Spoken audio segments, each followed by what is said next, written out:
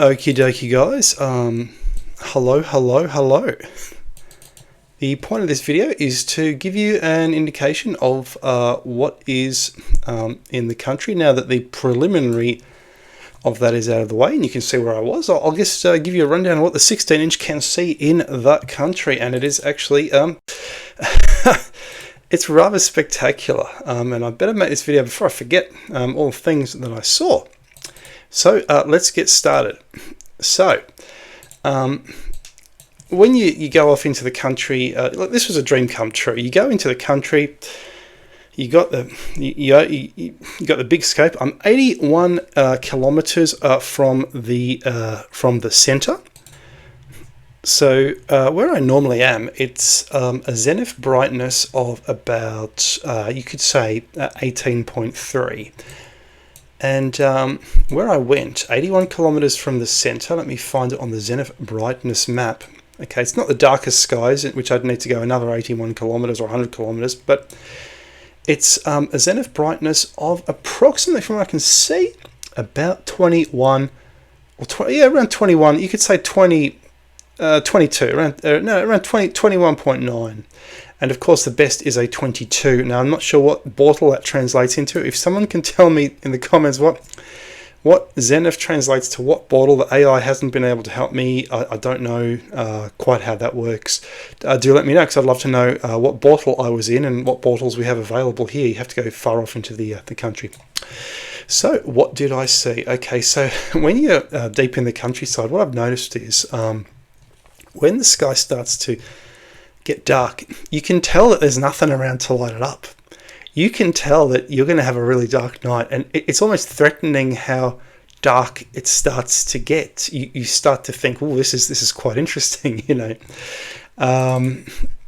Anyway, the sun set obviously in the direction of the city, Melbourne, which is several million people, and that part of the sky, it's even 81 kilometers out, it's or 85 or 90 kilometers out, it didn't quite fully get dark, because that part of the sky, obviously the city is there.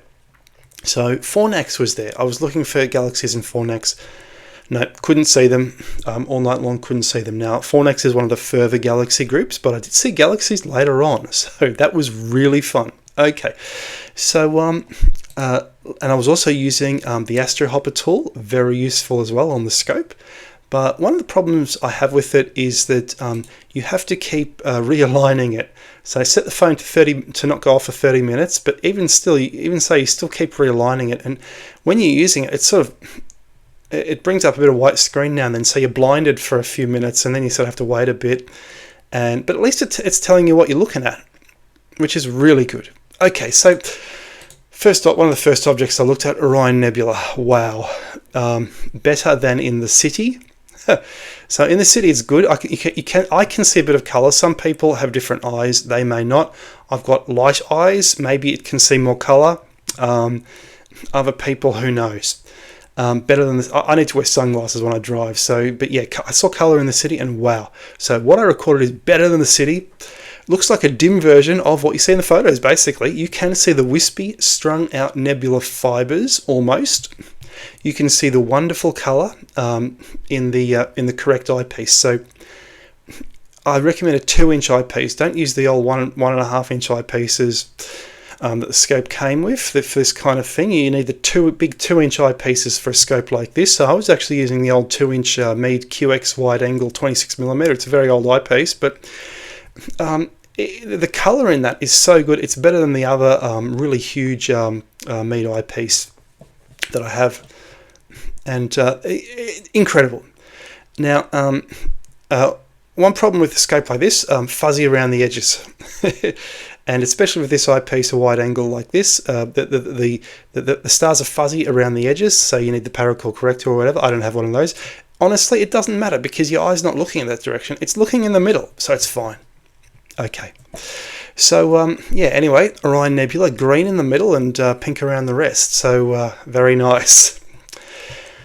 Okay, so one of my so NGC 2808, it's near the False Cross, Carina, and it's quickly becoming a favourite object. It was quite high up in the sky by the time I saw it later in the night, and when I found it in the evening here in the city, where I am currently with this scope. My bro said, "Oh, come on, that's just a smudge."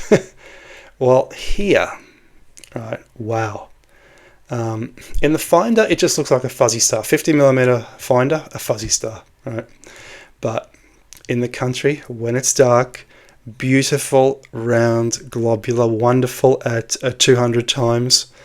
And globulars, they're actually usually better with a higher magnification, I find, but not too high. You want it to almost fill the screen, and then they look amazing. So globulars are one of the best things you can see for a big scope like this, I reckon. And it's actually, this globular cluster 2808, it's actually a bloody massive globular cluster, but it's actually very far off, so it doesn't look that big. And just a beautiful sight, very impressive at high power also with the small eyepieces. I just have the chief small Plossels and Plossel Saxons and Plossel Celestrins and Skywatchers, and they don't perform as well as the 2-inch Meads, which are quite high quality, I think. Anyway, so right. Now, the previous owner of the scope said, I asked him what's the best thing you can see, and like he asked me what I wanted the scope for, and I said I'll probably look at galaxies in the countryside, and he said the best thing he saw from the deep countryside was Omega Centauri. This is in the constellation Centaurus. It's basically off to the left of the Southern Cross, or north of the Southern Cross, or right of the Southern Cross, depending on where this is in the sky. 47 Tucana, the most spectacular, unfortunately behind a tree, but it looked damn good in the city as I look at my city video. And he said, previous owner said, Omega Centauri is like wow in the countryside. So I had a look at it, and yes, wow. So the photo I'm providing, the overexposed photo, is actually kind of what it looks like through this scope. And not quite as good as that, but that is actually kind of what it looks like. You can see brighter stars in the foreground as well, which may or may not be part of that cluster, which are just really nice. So yeah, that is probably, that and Orion Nebula are probably the best two things you can see, as well as the Carina Nebula. The best three things you can see, at least from the southern skies. So wow. And I've got something else to say about this. Because it's a big aperture, boom. It's not a faint fuzzy anymore like it was in the 8-inch. It's 4 times brighter for this scope. 4 times. That's not nothing. So, wow. I zoomed up to 300 times. Now, at this scale of magnification, the sky was shaky, and so it looked like as it was passing through the field of view with the rotation of the stars, it looked like it was sort of morphing and changing, and you could see structure in it. And this is something I've never seen anyone describe, because not many astronomy books back in the 90s that I read, those owners didn't own a 16-inch scope. Patrick Moore's biggest one was 15-inch.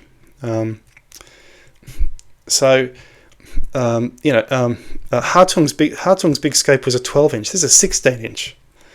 So wow, dream come true. I've got the big scope in the countryside finally. I was a bit nervous about this, but and you can see hexagonal like structures, and I can actually so what it looks like it looks angry when you zoom in, and I've noticed this with other globulars as well. When you really zoom in powerfully with a scope like this, it's got like an angry, fierce sort of look, like it's huge now. It's like you've approached it, something that was fairly innocuous in the background. As you've approached it, you suddenly start to see the monster that it is. So it's got these strange hexagonal structures of stars, and you can actually see those in this photograph that I enclose. And I reckon most photographs don't show that because they're overexposed. Simple as that. Same as Orion Nebula. Some photos of the Orion Nebula, they're just whitewashed out. They're whitewashed. You just see lots of white light because they're overexposed, so they're not what you see through the view piece, which is a kind of very faint green in the middle and a very faint pink around the edges. So bear that in mind. You're going to see something different to some of the photos, and then you start to see some of the photos aren't taken that well because they're not actually kind of what you see. They're kind of what you see if it's overexposed, and then you'll see a totally different thing if it's underexposed. So anyway, so I've noticed this angry look that in the when you really zoom up to 300 times, and I haven't. Other people haven't told me this, which is interesting. Anyway. So yeah, people say Omega Centauri is boring because it's homogeneous. Zoom in. It's not homogeneous anymore. Not with a scope like this. And yeah. So Crab Nebula-like structure and streamers. I've mentioned this to another amateur astronomer at one of the clubs, and he actually agreed with me that lots of these star clusters have Crab Nebula-like structures and hexagonal patterns and things. And people don't mention this, even though they all sort of evolve differently. Okay. So might our models need an adjustment? And the structure, of course, reminds me of atomic configurations and electrostatic repulsion and effect that I used to see in organic chemistry. Anyway. So from Camberwell, in the 80-inch, the Omega Centauri was always a faint ovid cloud with white pepper sprinkled around it, and a few stars around it attempting to escape, but not here. It's so very different. Another thing I'd like to say is you become cognizant of the fact that there are billions of stars. You don't see that when you're in the city. When you look through this scope at a patch of the Milky Way, you see billion. I'm not talking thousands. I'm not talking millions. You see billions of stars. And it actually makes me appreciate the astrophotography a bit more, because I was thinking to myself, I want to draw this, but I can't. I can't draw this. There's too many stars. So I made a few videos ago knocking astrophotography, but now I'm thinking, well, now I see they've actually kind of got a point. You need the astrophotography to see things like this. Just incredible. So next up, Orion Nebula. So I call this the Southern Orion Nebula. Unfortunately, Northerners can't see it, but it's amazing. You can see it. I have seen it from the city. It looks like an ovid curtain in this scope, but from here it is far brighter, almost pinky red, and you can see so much of it, so much more around it. The nebula just continues and continues and continues. You see the dark lanes from the cosmic dust, whatever the hell that is made of, we don't know. Just incredible, an incredible view. And I have to say, these views of the Milky Way around the Southern Cross, yes, billions, I'm talking billions of stars. And I thought to myself, damn, do they know there are these many stars in the galaxy? And I looked up a recent estimate, and yes, indeed, they're saying about 100 billion stars in the galaxy. So my estimate, my visual estimate was correct. Okay. Jewel box, so two beautiful clusters, the jewel box and the gem. So let's start with the jewel box. Well, actually, both of them, I've noticed, they look great in the city, but here in the countryside, you notice they are surrounded by billions of stars. And so I thought, damn, these are just absolutely amazing. The jewel box with this scope, with a lesser scope, the gem cluster looks better in Carina. This one, the jewel box in Crooks looks better with this scope, and the reason is you can start to see the different colors. For example, there's more reds on the bottom left in the jewel box, and there's other colors like the blues and the yellows in the top right of the jewel box, and you don't see those big red giants through a lesser telescope very well. So there's that. Okay. So yes, woven fibers in the Carina that goes on and on. And you can. It looks like nebulous woven fibers. It's amazing. I might have to do astrophotography through this scope or another scope or something. Just incredible. Just incredible. So it was getting late. I'd seen. Coalsack Nebula, very apparent. You don't notice it in the city. Obviously, you can't. But here you see next to the Southern Cross a huge blank bit of sky in the Milky Way, and that is, of course, a big lump of cosmic dust. Maybe it's coming off of the Orion Nebula, and it's blocking our view of the other side of the Milky Way, unfortunately. So, yeah, bit of a problem there. So I thought, look, Fornax has defeated me. I want to see some galaxies. What do they look like? I've never seen them before. I think I might have seen, the sombrero in Corvus from the city, like maybe 20 years ago, before light pollution it was only terrible back then, and now it's abysmal. And I kind of saw it maybe with averted vision, but we're talking magnitude 9 objects here. Virgo is behind a tree, so the magnitude 8s you can't see. So magnitude 9's in Leo. So I started scanning Leo. Oh, what's going on? Oh, fuzzy, messed up looking stars. So there's a pair of fuzzy, messed up looking stars, and then I move it somewhere else, and there's another fuzzy pair of messed up looking stars. But what the heck is going on? Oh, these must be galaxies, but I don't quite know what they are, and they're tiny. So I moved to the most prominent ones, which actually turned out to be M65 66 next to each other. And yes, the left one I noticed was it was like an ovid shape, and it just looks like a scratches of white on a black background in an ovid shape next to a messed up star in the middle. It's like someone takes a star and smeared it across the sky, and you don't know what the hell you're looking at. I reckon the early astronomers must have thought these were weird comets in the sky or something, for sure, and that's why they became Messier objects. In particular, I reckon the Galaxies would have been Messier objects. Now, here's the thing, right? That the right one, I thought I detected spiral galaxy. I think that's 66 or 65. It looked more spiral, but only with averted vision. And even with photos, it's kind of a crap spiral. It's not the greatest spiral, but yeah, very happy to look at that for about half an hour before I went to bed and in the tent, and the donkeys braying and every hour. But anyway, so yeah, so the photo's not my own. They show the coal sack. They show the Alpha Crooks. And also, yeah, the Galaxies and Crooks. So I was so happy to finally see what the Galaxies look like. Now, a note. I grew up with astronomy books, and they're saying, oh, this galaxy is easily seen in a 3-inch refractor, a 4-inch refractor, right? Back in those days, they preferred small refractors because the reflectors needed silver coating. But after 2000, reflectors come with an aluminum coating that never needs to be recoated behind that piece of glass, because aluminum doesn't rust, doesn't tarnish. So we can all have reflectors now. We don't have to worry about recoating them every 15 years. And here's the thing. They all said, oh, these are easily visible in a small telescope. No, I've got a big telescope. I'm in the deep countryside. There's still light pollution coming from Melbourne, and honestly, they're not that easy to see. So I'm thinking the stars must have been so much better, even only 30, 40 years ago. And with all this cheap electricity, the future generations may never see the stars at all. So anyway, that was a brilliant adventure. I'm going to look at more objects and the same objects next time I go. Might go back every month on the new moon, maybe. Maybe not in July, which is the coldest month. I don't really want to freeze in the mountain. It got It was a mountain. It got surprisingly cold with my single sleeping bag, and I thought, better take an extra blanket next time, or an extra sleeping bag on top, you know. Anyway, guys, cheerio. Hope you've enjoyed that video. Hey everyone, does the Meade light bridge fit inside a hatchback? Yes, it does. Back seats are down. So here's 2 boxes with the eyepieces and other stuff. Yeah, it fits. There we go. There's that. I'm not going to have a trolley though. I'm not taking the trolley. See, if I took the trolley as well, that would make it a bit more complicated, it seems.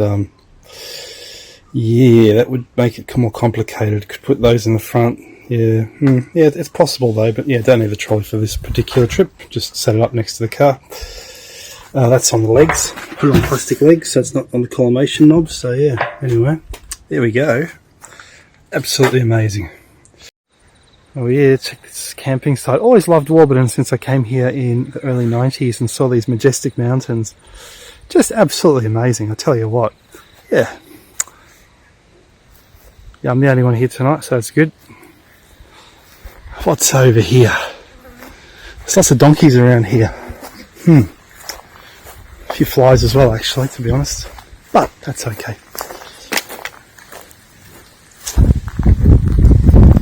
Oh, lovely. Oh, this is absolutely incredible. 5-star experience.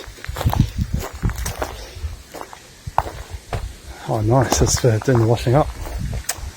Oh, I love it. Short showers, don't rush, you know. Yeah, okay. Oh. Well, here we are. I've just packed up the scope. It looks like a big washing machine in the back, but there's the scenery of Warburton. These donkeys are braying every hour last night. I'll give you my report when I get back, and we'll make a nice video. Yeah, so much dew on the telescope. I'll have to dry out everything. That's another thing you have to do.